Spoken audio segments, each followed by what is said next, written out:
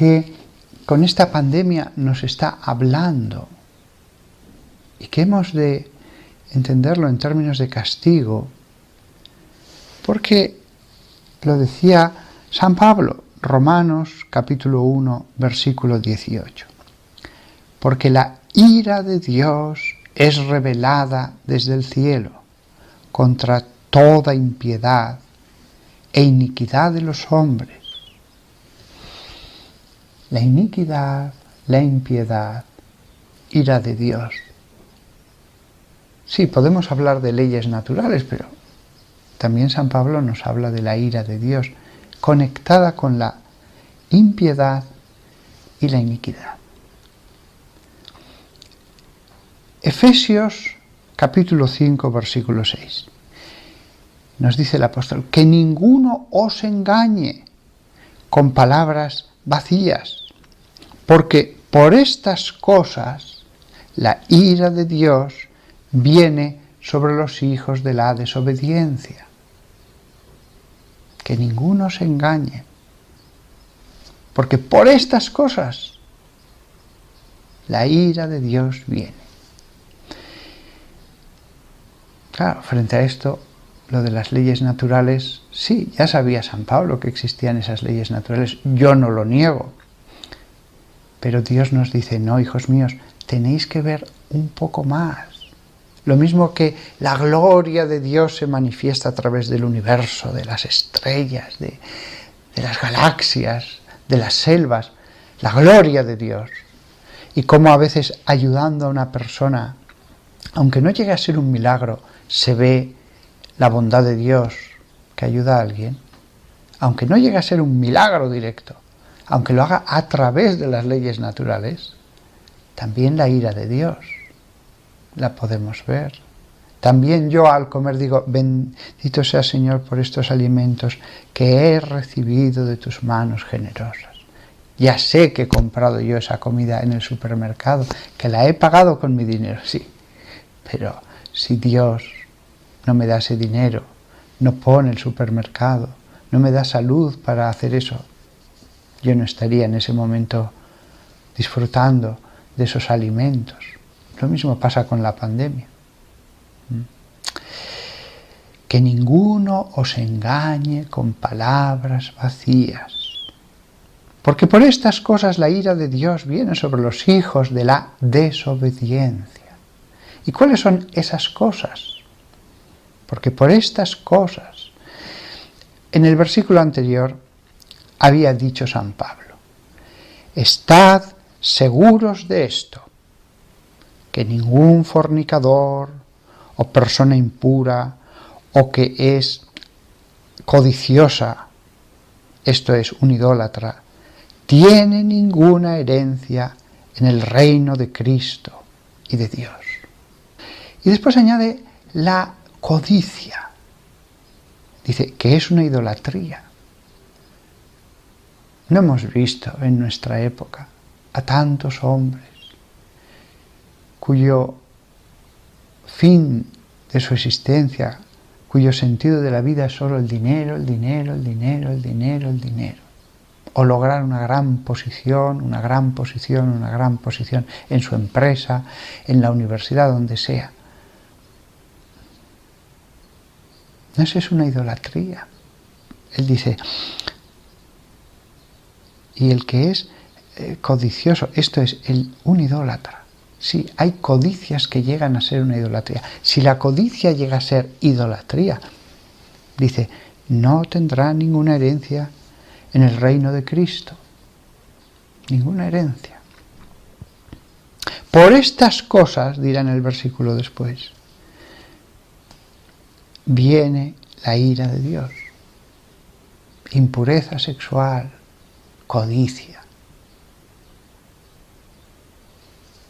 Nuestra época es perfecta, es virtuosa, no hay lujuria, por eso no tenemos que pensar que viene la ira de Dios.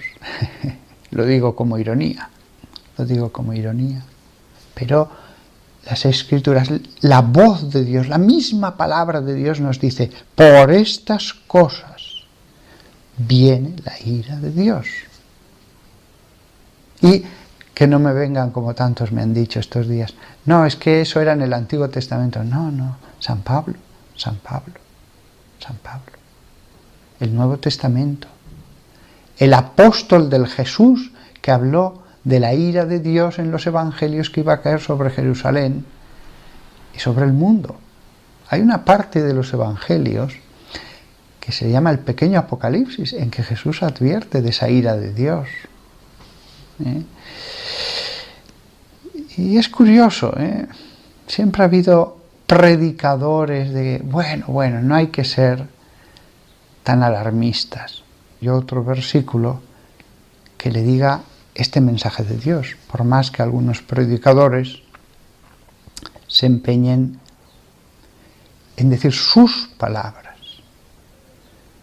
y con buena intención, pero son sus palabras. Por otro lado está la palabra de Dios.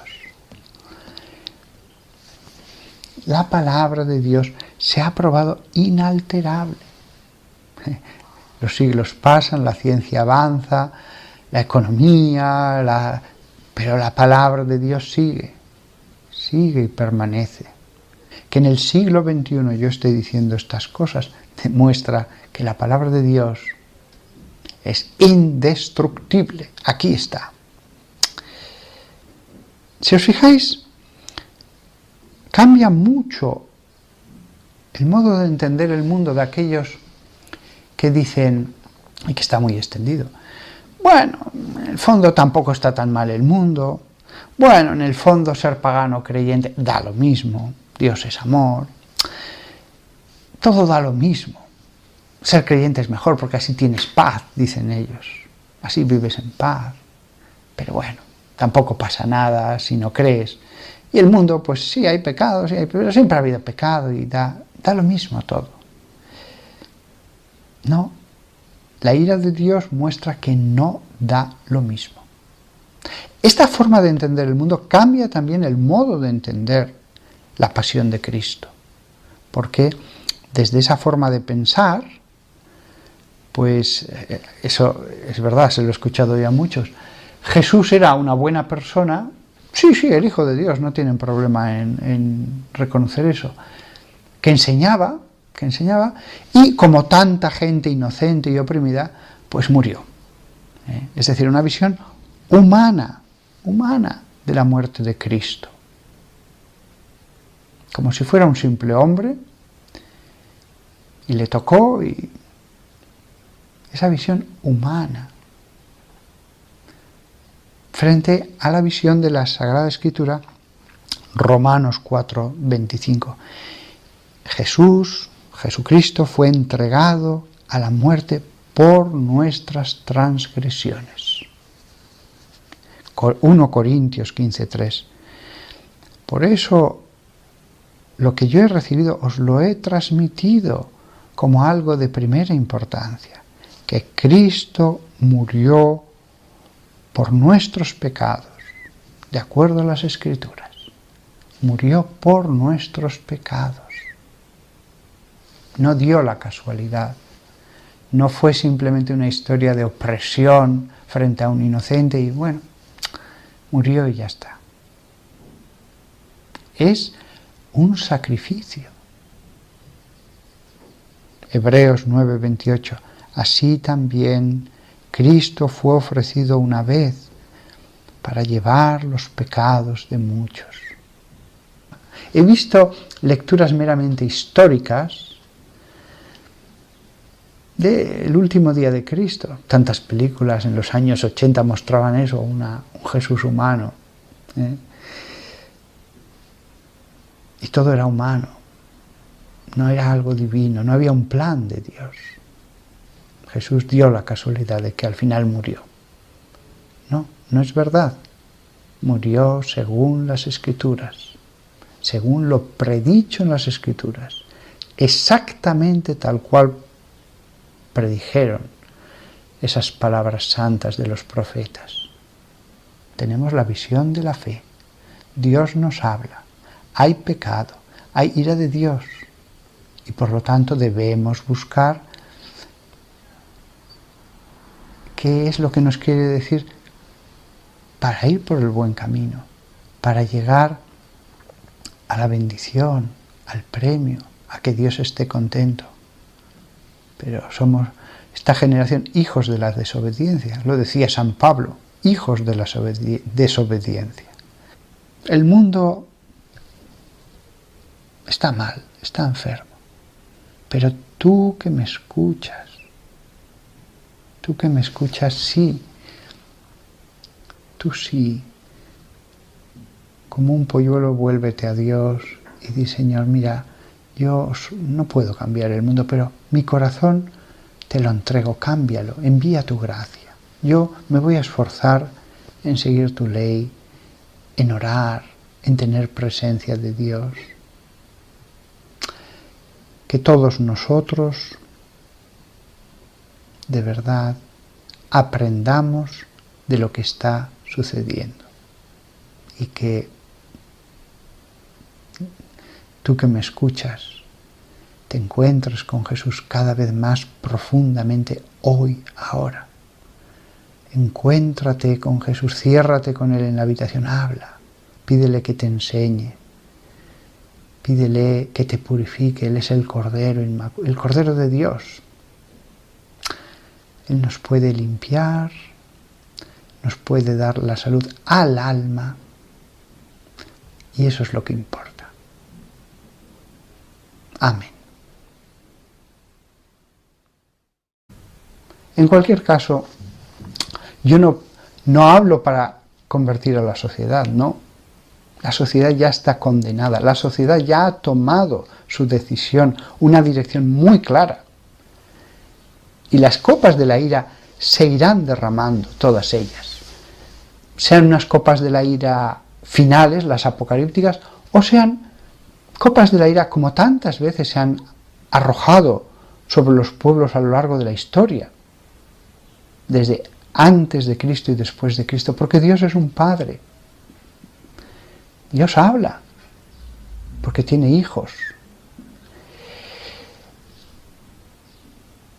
Lo que debemos hacer es aceptar esas copas en mí mismo. A lo mejor no caen sobre mí las 7, cae solo una. Siempre va a ser algo parcial, limitado. Pero debo aceptarlas en mí. No resignarme, sino decir, Señor, acepto tu voluntad. Soy merecedor de castigo. Lo acepto, Señor. No es que me resigne. Lo que tú quieras, yo lo quiero. Si lo que importa es el alma. Lo que importa eres tú. Tú, Señor. Que mi alma pueda estar contigo por días sin término, en los patios del templo del Señor, como dice el Salmo 23. Lo demás es todo temporal y es paja, y debemos verlo así. La economía que parecía tan grande, ahora todo el mundo sabe que se va a hacer añicos. Pero esto solo son los primeros capítulos, vendrán otros. No habla a la sociedad entera, por favor, a ti, que eres seguidor de Jesús. Lee y medita las palabras de Dios. Todas las palabras de Dios, perfectas, santas. Un Padre que habla a su Hijo en los profetas del Antiguo Testamento y en los apóstoles del Nuevo. En Jesús. Ayudaremos al prójimo, le consolaremos. Pero nosotros sabremos lo que hay detrás de los hechos. El pecado. Y un Dios que es virtud. Y que actúa ahora, como actuó muchas veces a lo largo de la historia, algunas grandiosas, las plagas del faraón, la deportación de los judíos en Jerusalén. Por favor, no os dejéis engañar. No os dejéis engañar. Porque lo terrible sería que incluso con este decreto de Dios, no entendiéramos nada. No es la sociedad la que se tiene que convertir. Yo tengo que examinar mi vida y decir, Señor, ahora me estás hablando, ahora tengo que cambiar, tengo que leer con amor estas palabras de castigo, leer las palabras de castigo para el aprovechamiento, leer la historia que vivo ante mis ojos como realización de decretos de Dios. Que todos nosotros nos pongamos en sus manos, estemos llenos de amor y que nos sintamos cada vez más hermanos y todos muy necesitados de la enseñanza que viene de la boca de Dios, porque no somos nada. Creemos saber mucho y no somos nada. Que todos nosotros